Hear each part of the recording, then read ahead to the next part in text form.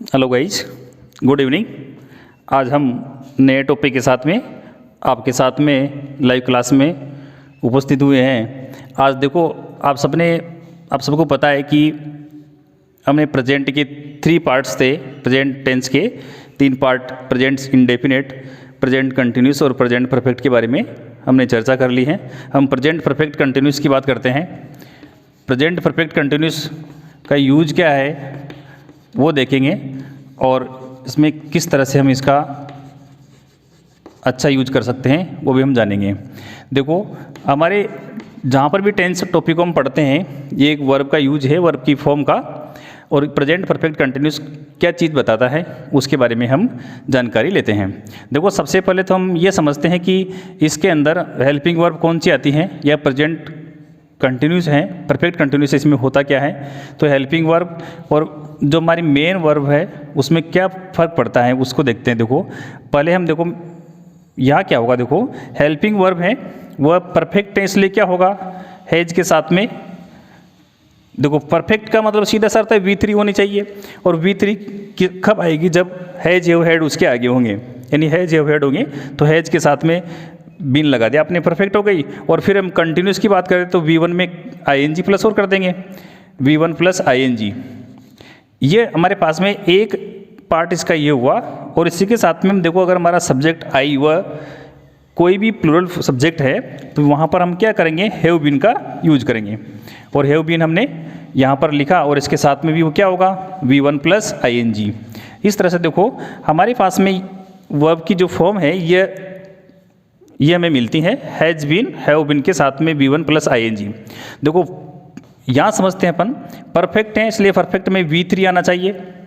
और V3 कब आएगी, यानी वर्ब की थर्ड फॉर्म कब आएगी, थर्ड फॉर्म की बात कर रहे हैं अपन, कब आएगी, जब इसके आगे हैज हैव हैड में से कोई एक हो।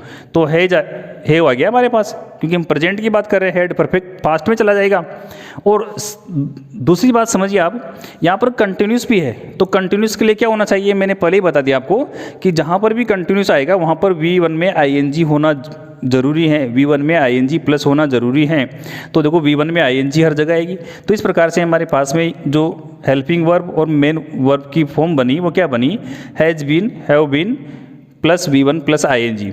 और साथ में देखो ये टेंस क्या करता है, देखो सुनो, इसमें क्या होता है, टाइम एक्सप्रेसिंग जो वर्ड्स होते हैं उनके आगे सिंस या फॉर का यूज करना पड़ता है। दोनों परफेक्ट में होता है, सिंस और फॉर का यूज भी हम इसके साथ में सीखेंगे। प्लस क्या होगा यहाँ पर, टाइम एक्सप्रेसिंग वर्ड्स होंगे, टाइम को बताने वाले वर्ड्स आएंगे इनके बाद में। इस तरह से हमारे इसके बारे में उन्हें पूरी जानकारी मिली। देखो सुनो, वापस रिपीट करता हूँ मेरी बात को। प्रेजेंट का परफेक्ट कंटिन्यूस टेंस है तो परफेक्ट से समझते हैं अपन, परफेक्ट का अर्थ V3, और V3 जहाँ पर भी आएगा वहाँ क्या होगा, हैज हैव हैड में से एक हेल्पिंग वर्ब होनी चाहिए। अब V3 देखो इस हैज की वजह से हमने क्या किया, यहाँ पर बीन जोड़ दिया, तो बीन में V3 है, बी की थर्ड फॉर्म है, और कंटिन्यूस से V1 प्लस ing तो V1 प्लस ing लिख दिया। इस बात को आप समझ गए होंगे। इसमें क्या होता है, देखो सिंस और फॉर है, इनका प्रयोग करते हैं हम टाइम एक्सप्रेसिंग वर्ड्स के पहले। अब देखो इसका फॉर्मूला कैसे बनता है, पहले सब्जेक्ट, फिर हैज या हैव में से एक, यानी हैज बीन या have been plus V1 plus ing। यहाँ देखो मैं OW अदर वर्ड्स कर देता हूँ, तो इससे समझ लेना आप, अदर वर्ड्स OW कर दिया मैंने, अदर वर्ड्स। यहाँ पर सिंस या फॉर, सिंस या फॉर, और यहाँ पर टाइम, मैं टाइम लिख देता हूँ केवल इससे समझ आओ कि आप टाइम बताने वाले शब्द आएंगे ऊपर, यानी टाइम एक्सप्रेसिंग वर्ड्स आएंगे। इस प्रकार से ये हमारा एक फॉर्मूला बना, आप इसको नोट कर ले। और अब हम ये देखते हैं देखो कि इस टेंस का यूज हम कब करते हैं, इसके बाद इस चीज़ को हम समझने की कोशिश करेंगे। आप इसे नोट कर ले और मैं आगे बढ़ता हूँ। शायद आपने नोट कर लिया होगा, चलो आगे बढ़ते हैं। अब हम इस चीज़ को समझेंगे कि प्रेजेंट परफेक्ट कंटिन्यूस टेंस का यूज हमें कब करना चाहिए। देखो ऐसे बहुत सारे एक्शंस होते हैं जो किसी समय से अब तक हो रहे हो। देखो सीधी सी बात करते हैं अपन, ऐसे एक्शंस या कार्यों के लिए जो पास्ट टाइम में स्टार्ट हुए हो, पास्ट समय में स्टार्ट हुए हो और अब तक जारी हो, यानी किसी समय से अब तक कंटिन्यू चल रहे हो। यहाँ लिख रहा हूँ मैं, वह सुबह से हिंदी पढ़ रहा है। देखो यहाँ पर जो एक्शन है पढ़ना, एक्शन है पढ़ना, यानी रीड जो वर्ब है वो क्या हुई, वो सुबह से अब तक हो रही। तो यहाँ देखो समझ गए ना आप, ऐसा प्रेजेंट इंडेफिनिट में नहीं होता है, कंटिन्यूस में रहा और लगातार होता है, लेकिन किसी समय से नहीं होता। परफेक्ट में क्या होता है, कोई काम पूरा हो जाता है, कंप्लीशन की मीनिंग निकलती है वहाँ पर। अब देखो यहाँ क्या होता है, ही।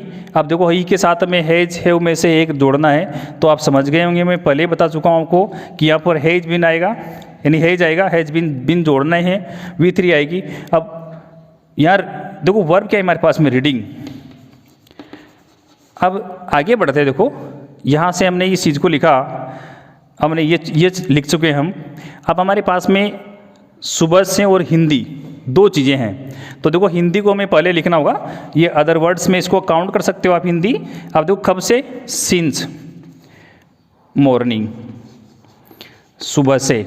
यहाँ पर सिंस क्यों आया, ये हम आगे डिस्कस कर रहे हैं। आप इस चीज़ को समझ गए होंगे, यानी देखो ऐसे एक्शंस के लिए जो पास्ट टाइम में स्टार्ट हुए हो और अब तक जारी हो, यानी वैसे के वैसे। अभी मैं आपको परफेक्ट से, प्रेजेंट परफेक्ट से भी कंपैरिजन करेंगे अपन, और उन दोनों में डिफरेंस समझने की कोशिश करेंगे कि ऐसा कब कब होता है। अब देखो इसे आप नोट करो, और हम प्रेजेंट परफेक्ट और प्रेजेंट परफेक्ट कंटिन्यूस दोनों में कंपेयर करके आगे बढ़ते हैं। अगले स्टेप पर बढ़ते हैं, तब तक आप इसे नोट कर ले। शायद आपने लिख लिया होगा, मैं इसको इरेज कर देता हूँ। आपकी कोई भी क्यूरीज हो, आप जो अपनी कमेंट्स बॉक्स है उसमें आप कमेंट्स करें, आपको आंसर मिलेगी। देखो अब यहाँ समझते हैं अपन, देखो प्रेजेंट परफेक्ट, बहुत सारे स्टूडेंट्स कंफ्यूज हो जाते हैं। मैंने कल भी एक बात बताई थी कि पास्ट टाइम बताने वाले वर्ड्स के साथ में इसका यूज नहीं करते हैं। वापस रिपीट करता हूँ, मेरे साथ बोलिए, पास्ट टाइम एक्सप्रेसिंग वर्ड्स के साथ प्रेजेंट परफेक्ट का यूज नहीं करते हैं। एक बार फिर से रिपीट कीजिए, मैं आपको एक बताना चाहता हूँ कि पास्ट टाइम बताने वाले जो वर्ड्स हैं उनके साथ में प्रेजेंट परफेक्ट का यूज नहीं करते हैं। अब हम इन दोनों में कंपैरिजन करके देखते हैं। देखो प्रेजेंट परफेक्ट क्या है, वह 10 वर्षों से इस घर में रह रहा है। अब इसका सीधा सा अर्थ हुआ कि एक आदमी है, एनी पर्सन, कोई आदमी है 10 वर्षों से एक घर में रहता है और अब नहीं रहता, यानी इसका सीधा सा अर्थ हुआ कि उसने हाल ही में इस घर में रहना छोड़ दिया। इसलिए इसको हम कैसे ट्रांसलेट करेंगे, he has lived in this house for 10 years. Understood. देखो आप वापस इधर देखते हैं अपन, प्रेजेंट परफेक्ट कंटिन्यूस में क्या होगा, वो 10 वर्षों से इसी घर में रह रहा है, इनकी रहने का काम अभी भी जारी है, किसी समय से अब तक वैसा का वैसा जारी हो। He has been living in this house for 10 years, he has been living in this house for 10 years. इस तरह से हम इसको दोनों में कंपैरिजन करके समझेंगे। आप वापस समझो, ऐसा काम जो किसी समय से अब तक जारी हो, अभी हाल ही में पूरा हो गया है, परफेक्ट, केवल प्रेजेंट का परफेक्ट। और जब आपने कहा उस समय, उससे पहले से शुरू हो रहा था, उस समय भी जारी हो, तो क्या होगा, प्रेजेंट परफेक्ट कंटिन्यूस। अगर आपको ऐसा कहा जाए कि सुबह से वर्षा हो रही है, इसका सीधा सा अर्थ हुआ कि सुबह इस बरसात होना शुरू हुआ था और अब तक जारी हो रही है। और अगर हम कैसा कहे कि सुबह से अब तक, यानी सुबह से वर्षा हुई थी या हो रही है, तो अगर आपने ऐसा कहा, इसमें लिखा, तो इसका अर्थ क्या हुआ कि जिस समय आपने कहा उस समय वो काम बंद हो गया था। सीधी सी बातें। अब देखो हम इनके जो नेगेटिव सेंटेंस और इंट्रोगेटिव सेंटेंस है उनकी तरफ बढ़ते हैं। आप यहाँ देखो, अभी तक हमारे सामने जितने भी टेंस पढ़े उनमें से ये पहली बार ऐसा हुआ है कि 2 हेल्पिंग वर्ब आई हैं, यानी एक पेयर में हेल्पिंग वर्ब आई है, जैसे सुनिए, जिसे it has been raining since morning. अभी हम सिंस और फॉर का यूज भी समझेंगे, उससे पहले इसको समझ लेते हैं अपन। इसका सीधा सा अर्थ हुआ कि सुबह से अब तक वर्षा हो रही है और वैसी की वैसी जारी है। ये आपको अफर्मेटिव सेंटेंस समझना है। इसका नेगेटिव ऐसे बनेगा इट। अब देखो हमारे पास में मैंने अभी बात की थी कि हेल्पिंग वर्ब पेयर में आई है, 2 आई हैं, तो क्या करेंगे, नोट कहाँ जोड़ना है, यहाँ या यहाँ जोड़ना है। यानी हैज हैव के बाद, ठीक हैज हैव के बाद नोट जोड़ेंगे, तो has not been raining since morning. आप शायद समझ गए होंगे मैं क्या बताना चाहता हूँ। यानी हैज बीन और हैव बीन में जब भी हम नोट जोड़ेंगे तो क्या करेंगे, हैज हैव के बाद नोट लिखेंगे। हमारे पास में इंट्रोगेटिव सेंटेंस बनाने के लिए केवल हमें हैज को आगे लाना है और इट को वापस हैज की जगह पर, यानी इसका इंटरचेंज करना है। Sorry, it has it been वहाँ रह जाएगा वापस, रेनिंग सिंस मॉर्निंग, और यहाँ पर क्वेश्चन मार्क लगा देंगे। ठीक है, वापस देखो, has it been raining since morning. आप समझ गए होंगे, जब भी हम एक नेगेटिव नोट को जोड़ना हो तो यहाँ दोनों के बीच में नोट लिखेंगे, और क्वेश्चन बनाना हो तो केवल हैज और हैव को ही आगे लिखेंगे। इस प्रकार के क्वेश्चन जिनके आंसर एस या नो में देने होते हैं, बताइए क्या बोलते हैं उनको, कौन सी क्लोज बोलते हैं, कौन सी क्वेश्चन बोलते हैं, बताइए। क्लोज एंडेड क्वेश्चन, क्या बोलते हैं, क्लोज एंडेड क्वेश्चन। बोलो, अब मेरे पास आवाज़ आ चुकी है, बहुत सारे स्टूडेंट्स के कमेंट्स भी मिले हैं मुझे। क्या बोलते हैं उनको, क्लोज एंडेड क्वेश्चन। आप इसे नोट कर ले। इनके अगली स्टेप पर हम एक चीज़ समझते हैं, सिंस और फॉर का यूज कैसे करते हैं, यानी कब करते हैं। कभी कभी यहाँ फॉर आता है, कभी और कभी कभी सिंस आता है, तो सिंस और फॉर का यूज हम समझेंगे। देखो यहाँ पर हमें एक बात याद रखनी होगी, पहले हम क्या अजीब तरीके से याद रखते थे इनको। अभी आपके सामने मेरे साथ जुड़े रहे, थोड़े ध्यान से समझे, पूरी तरह से ये बात क्लियर हो जाएगी कि कहाँ तो हमें सिंस लिखना है और कहाँ फॉर लिखना है। ओके, देखो टाइम एक्सप्रेसिंग वर्ड्स के सामने लिखना होता है। मैं आपको बहुत सारे सेंटेंस लिखकर बता रहा हूँ, आप ध्यान से देखिए।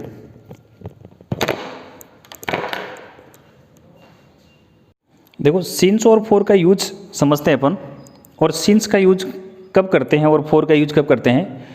मेरा ऐसा मानना है कि आपने इससे पहले भी बहुत सी बार इनके रूल लर्न किए होंगे, सीखने की कोशिश की होंगी, लेकिन बहुत ही कन्फ्यूजेबल आपके सामने ये सारे वर्ड्स आए होंगे, यानी कब सिंस का यूज करें, कब फॉर का यूज करें। लेकिन आज मैं उम्मीद करता हूँ कि आज के बाद में आपके लिए कोई भी डाउट्स नहीं रहेंगे, किसी प्रकार के डाउट्स नहीं रहेंगे। आपको मैं एक बात बताऊँ, देखो न्यूमेरल एडजेक्टिव होते हैं, सारे के सारे ऐसे एडजेक्टिव होते हैं जिनका हम सिंगुलर से प्लूरल बना सकते हैं। यह समझिए आप काउंटेबल होते हैं, काउंटेबल होते हैं, यानी ऐसे सारे न्यूमेरल्स होते हैं जो काउंटेबल होते हैं। उनसे पहले अब देखो मैं गिन के बता रहा हूँ आपको, फॉर का यूज करेंगे।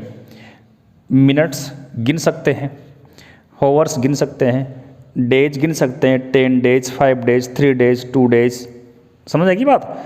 मैनी ईयर्स को गिन सकते हैं, कई सारे ईयर्स, यानी देखो काउंटेबल की बात कर दूँ मैं, इसे समझना आप। ऐसे सारे न्यूमेरल्स एडजेक्टिव जिनका हम सिंगुलर से प्लूरल बना सके, मेरे साथ समझना आप। जैसे मैंने यहाँ पर डे वर्ड को लिखा, अब डे से क्या कर सकते हो आप, डेज बना सकते हो।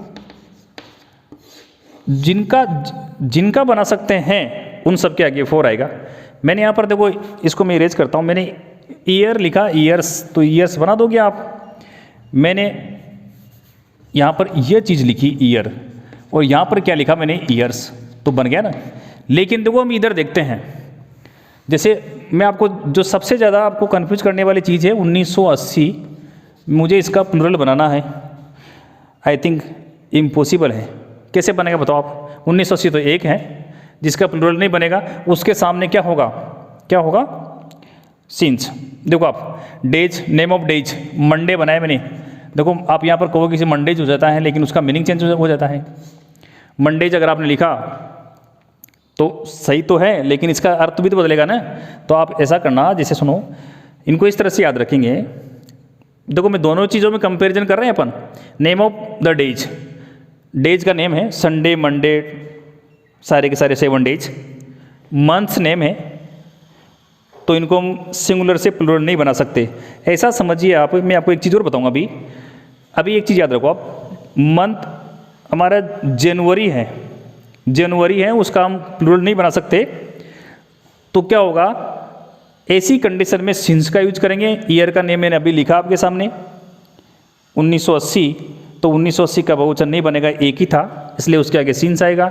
सीजन का नाम बता रहा हूँ मैं आपको, विंटर, समर, स्प्रिंग, ऑटम, इन सब का भी क्या बहुवचन नहीं बनता है, सिंगुलर फॉर्म में होती हैं, इसलिए इनके आगे सिंस का यूज करते हैं। पार्ट ऑफ अ डे, दिन के पार्ट्स होते हैं, डॉन, इसको भी हम क्या करेंगे, सिंगुलर से सिंगुलर ही रहेगा और सिंगुलर ही मानेंगे। सन ब्रेक, डे, सन ब्रेक, सनराइज, सनसेट, डस्क, नून, आफ्टरनून, समझ रहे हो आप, मॉर्निंग, इवनिंग, मिडनाइट, ट्वेलाइट, इस तरह से हम क्या करेंगे, इन सबको याद रखेंगे। वापस मेरी बात को रिपीट करता हूँ, ऐसे एडजेक्टिव, न्यूमेरल एडजेक्टिव, टाइम बताने वाले शब्द जिनका या तो जिनको काउंटेबल माने हम काउंटेबल हो, ऐसा नहीं है वो, तो अगर उनका सिंगुलर से प्लूरल बन जाए उनके आगे फोर लगाएंगे, और जिनका नहीं बनेगा उसके आगे हम सिंस लगाएंगे। अब आप इसे समझो, अब मैं अपनी भाषा में बताता हूँ, जहाँ पर अंक हो, देखो वह कुछ एक्सेप्शन को छोड़कर अंक हो, वहाँ क्या करेंगे हम, फोर लगाएंगे। अब समझना, देखो 30 मिनट्स 30 अंक हैं, 10 hours 10 अंक हैं, 5 days 5 अंक हैं। अब देखो इनको कुछ चीज़ों को याद रखना पड़ेगा, मैनी ईयर्स कई वर्ष, for a long period, time while, for a while, इस तरह से हम इनका यूज करते हैं। अब इधर देखो, इधर एक भी अंक नहीं है, 1980 में आया लेकिन वो सन का नेम है। वैसे आप कहोगे कि सर घड़ी के टाइम में भी तो अंक आता है, लेकिन वहाँ पर टाइम को हम प्लूरल नहीं बना सकते, घड़ी का टाइम 5 o'clock रहेगा। तो देखो आप समझो, यहाँ इधर एक भी चीज़ में अंक नहीं आया है, और जहाँ अंक नहीं होगा यानी नंबर नहीं होंगे, मैंने आपको 2 तरीके बताए हैं, या तो सिंगुलर से प्लूरल बन जाए तो 4 आएगा, दूसरी बात अंक हो तब 4 आएगा, यदि सिंगुलर से प्लूरल नहीं बने तो सिंस आएगा, और यदि अंक नहीं आया तब भी सिंस आएगा। अब इस चीज़ को हम कुछ सेंटेंसेस लिखकर उनसे क्लियर करने की कोशिश करेंगे, आप इनको नोट कर ले और समझने की कोशिश करें। और यदि आपको यहाँ पर लाइव क्लास में समझ में नहीं आया तो मेरे जो वीडियोज़ हैं यूट्यूब में चैनल पर सेव हो जाते हैं, वहाँ से आप इनको फिर से देख सकते हैं, रीस्टार्ट कर सकते हैं, और हमारी सभी लाइव क्लास को अटेंड करें और कमेंट्स बॉक्स में कमेंट्स करें। अब हम इसके कुछ सेंटेंसेस लिखकर और समझने की कोशिश करते हैं।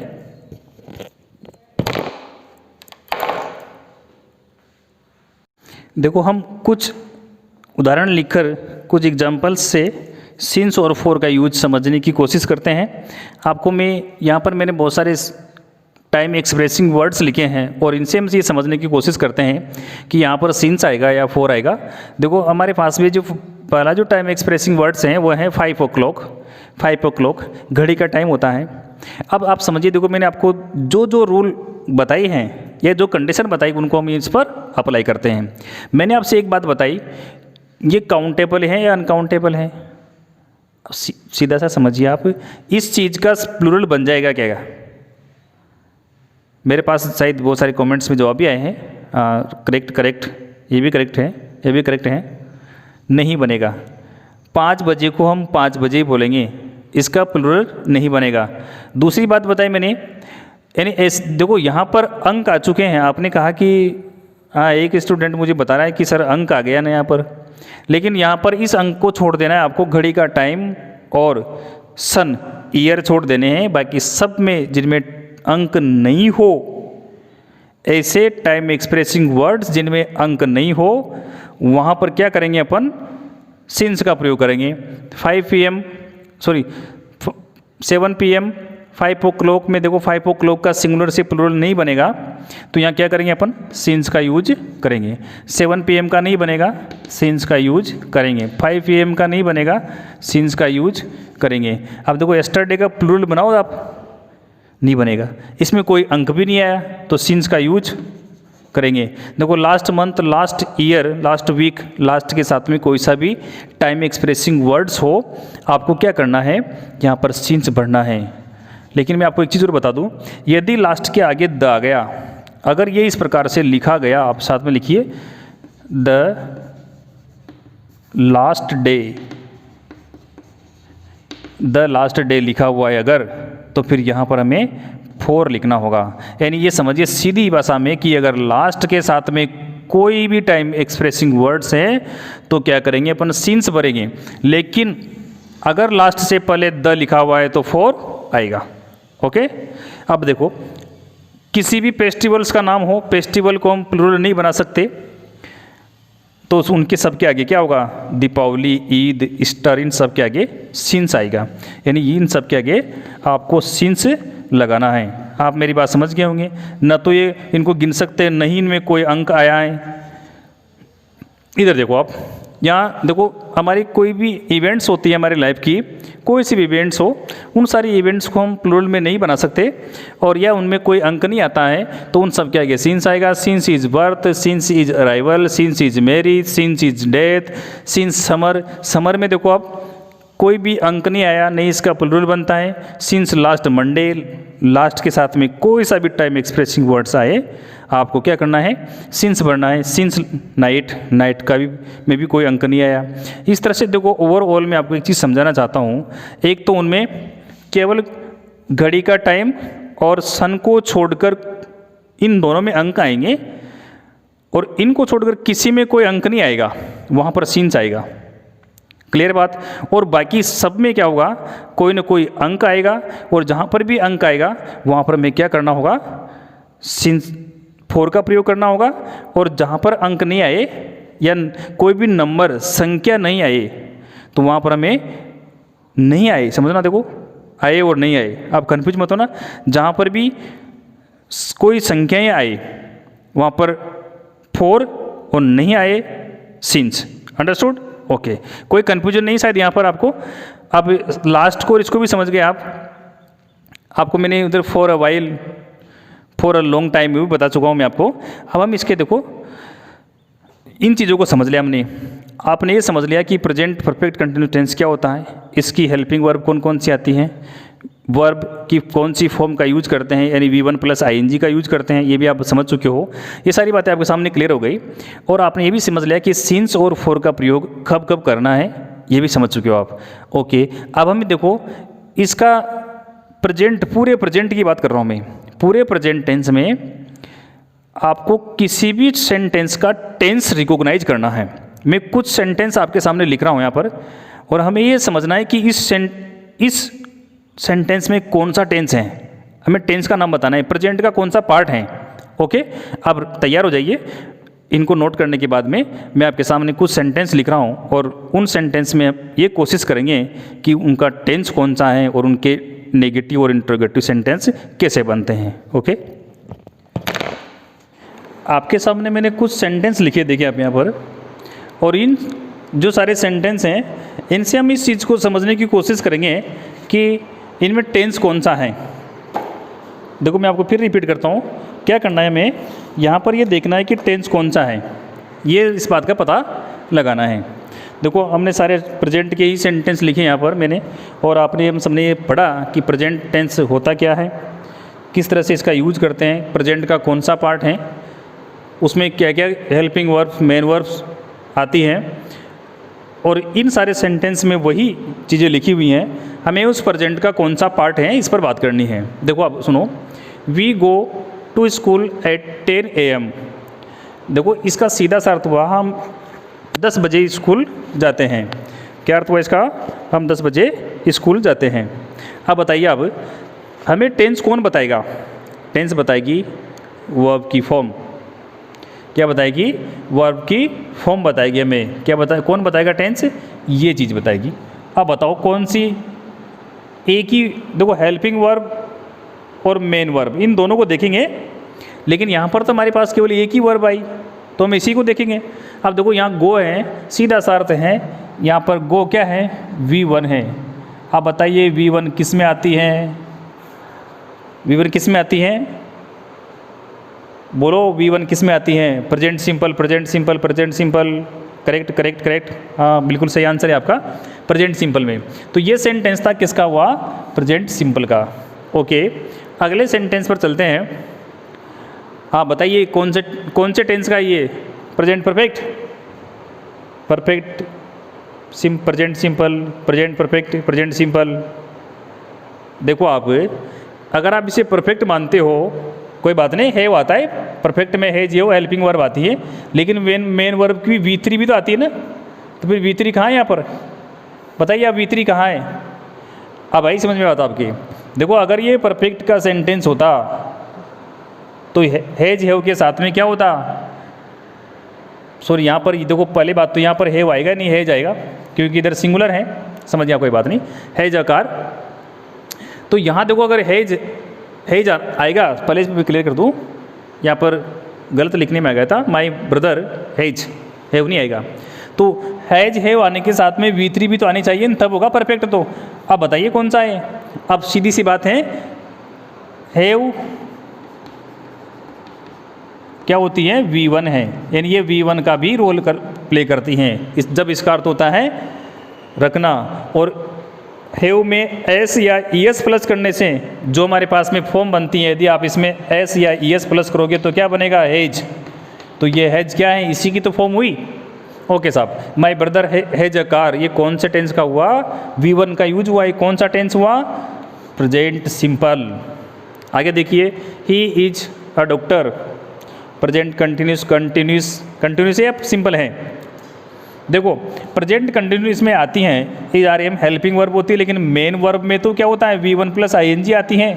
अब बताइए इसमें कहाँ लिखा हुआ है? ये चीज़ जब तक नहीं होगी, कंटिन्यूस में V1 प्लस ING नहीं होगी तो कंटिन्यूस बनेगी नहीं। तो क्या होगा यहाँ पर? ये गलत है, यानी प्रेजेंट सिंपल का सेंटेंस है, कंटिन्यूस यहाँ पर गलत होगा, क्योंकि यहाँ पर बी का यूज हुआ है, बी की फॉर्म होती है ना, इज आर एम। आगे देखो, it is a nice day, अच्छा दिन है, वापस वही कंडीशन है, यहाँ पर इज लिखा हुआ है, और ये इज क्या है? क्या है? V1 है, प्रेजेंट सिंपल है।